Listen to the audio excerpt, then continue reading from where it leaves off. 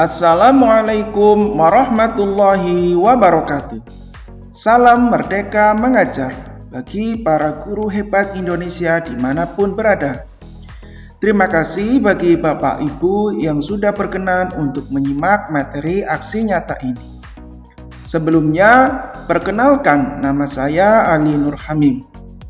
Pada kesempatan kali ini, saya akan melaksanakan aksi nyata pada platform Merdeka Mengajar pada topik 1 Merdeka Belajar. Pada topik 1 Merdeka Belajar ini akan kita pelajari mengenai pemahaman, gagasan, dan prinsip pendidikan berdasarkan pemikiran Ki Hajar Dewantara. Yang kedua, pemahaman untuk memfasilitasi murid agar tumbuh sesuai dengan kodratnya. Yang ketiga, penerapan pembelajaran yang memerdekakan murid.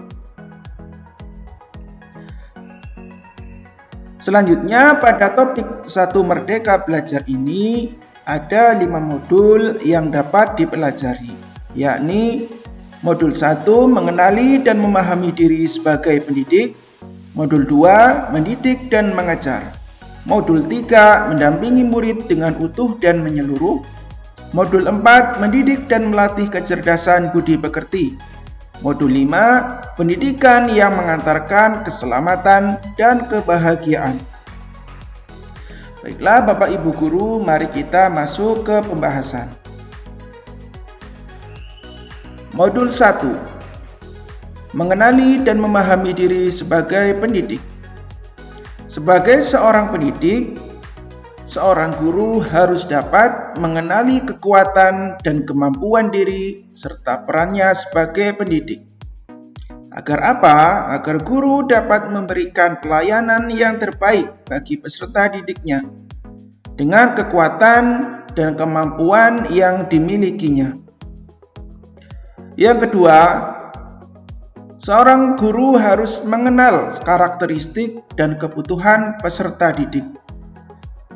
Karena setiap peserta didik memiliki karakter dan kebutuhan yang berbeda-beda, maka seorang guru harus bisa memahami masing-masing peserta didiknya. Kemudian yang ketiga, mendidik anak sama dengan mendidik rakyat. Peserta didik adalah generasi yang akan mengisi bangsa di masa depan. Maka dengan mencetak anak-anak yang berilmu dan berkarakter yang baik, berarti guru telah menyiapkan rakyat yang siap untuk menghadapi zaman yang akan datang. Yang keempat, seorang guru harus adaptif terhadap perubahan. Perubahan merupakan hal yang pasti terjadi. Maka guru dituntut agar senantiasa mengikuti perkembangan zaman yang terus berubah, agar tidak tertinggal dengan perubahan-perubahan yang terjadi. Menurut Ki Hajar Dewantara, manusia merdeka adalah manusia yang hidupnya bersandar pada kekuatan sendiri, baik lahir maupun batin, tidak bergantung pada orang lain. Modul 2, mendidik dan mengajar. Kita percaya bahwa sekolah dan pendidikan merupakan bekal untuk murid kita mengisi masa depan. Maka kita sebagai seorang guru harus dapat membekali peserta didik kita dengan sebaik-baiknya agar mereka mampu menghadapi masa depan. Mendidik dan mengajar mungkin terlihat sama, namun sejatinya berbeda. Mungkin selama ini yang kita lakukan adalah mengajar atau hanya menyampaikan ilmu saja kepada para peserta didik, dan kita belum memberikan pendidikan untuk mereka.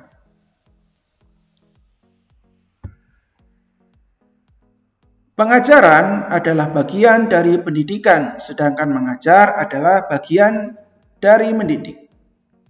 Pengajaran merupakan cara menyampaikan ilmu atau manfaat bagi hidup peserta didik. Mendidik adalah menuntun segala kodrat yang ada pada peserta didik sehingga dapat mencapai keselamatan dan kebahagiaan setinggi-tingginya. Pendidikan tidak sekedar memberikan pengetahuan saja, namun juga mendidik keterampilan untuk berpikir dan mengembangkan kecerdasan batin peserta didik. Sistem Among yang sesuai berdasarkan filosofi dari Ki Hajar Dewantara, yakni Ingarso Sungtulodo, Ingmadyo Mangunkarso, dan Tutwuri Handayani. Yang mana Ingarso Sungtulodo itu artinya di depan memberi contoh. Maksudnya seorang guru harus menjadi contoh yang baik bagi murid-muridnya.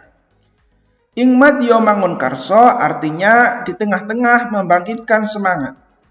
Maksudnya seorang guru harus dapat membangkitkan semangat murid-muridnya. Kemudian Tutwuri Handayani artinya di belakang memberikan dorongan. Maksudnya seorang guru itu harus mampu memberikan dorongan pada murid-muridnya untuk terus maju.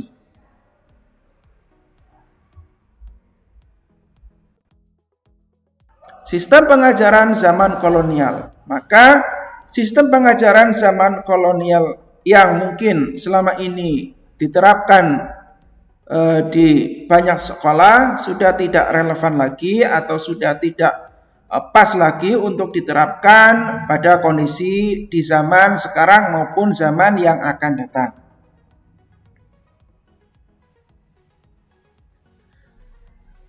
Ki Hajar Dewantara menyebutkan bahwa pendidikan sebagai tuntunan, yaitu tuntunan dalam hidup tumbuhnya murid. Selanjutnya modul 3, mendampingi murid dengan utuh dan menyeluruh. Ki Hajar Dewantara menyatakan bahwa segala perubahan yang terjadi pada murid dihubungkan dengan kodrat keadaan. Lalu apa saja itu kodrat keadaan? Yang pertama adalah kodrat alam. Kodrat alam berkaitan dengan sifat dan bentuk lingkungan di mana mereka berada. Yang kedua, kodrat zaman. Kodrat zaman adalah bagian dasar pendidikan yang berhubungan dengan isi dan irama.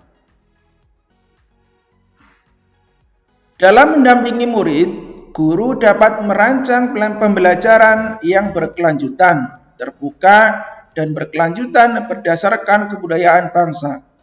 Hal ini sesuai dengan asas Trikon yang dikemukakan oleh Ki Hajar Dewantara.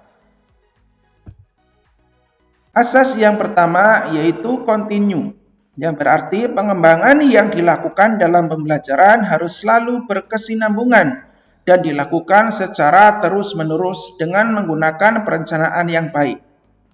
Asas kedua adalah konvergen. Pengembangan pada pembelajaran bisa didapat dari banyak sumber di luar.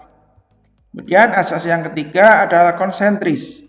Pengembangan pembelajaran harus selalu tetap dan dilandaskan dengan kepribadian kita sendiri. Modul 4, mendidik dan melatih kecerdasan budi pekerti. Menurut Ki Hajar Dewantara, budi pekerti adalah kemampuan kodrat manusia atau individu yang berkaitan dengan bagian biologis dan berperan menentukan karakter seseorang. Budi pekerti merupakan paduan dari cipta, rasa, dan karsa. Budi pekerti peserta didik tidak hanya dibentuk di lingkungan sekolah saja, tetapi juga terbentuk dari lingkungan keluarga dan masyarakat. Artinya, apabila kita menginginkan peserta didik dengan yang baik budi pekertinya, maka dari seluruh elemen itu harus bekerja sama agar peserta didik kita dapat memiliki budi pekerti yang baik. Kodrat anak diibaratkan kertas yang sudah terisi penuh, yang mana telah terisi berbagai macam coretan dan tulisan. Maka, tugas pendidik adalah menebalkan dan memperjelas arti dari coretan dan tulisan tersebut. Inilah peran sebagai seorang pendidik agar seorang pendidik mampu untuk mengarahkan anak-anak didiknya untuk memperoleh atau untuk menemui jati dirinya. Modul 5. Pendidikan yang mengantarkan keselamatan dan kebahagiaan. Jadi, tujuan akhir pendidikan adalah untuk menjadikan peserta didik merasa selamat serta bahagia atas pendidikan yang diperolehnya. Seorang guru tidak hanya mengajarkan ilmu pengetahuan saja, tetapi guru juga harus mampu untuk membimbing serta memantau peserta didik untuk mencapai pemahaman yang bermakna.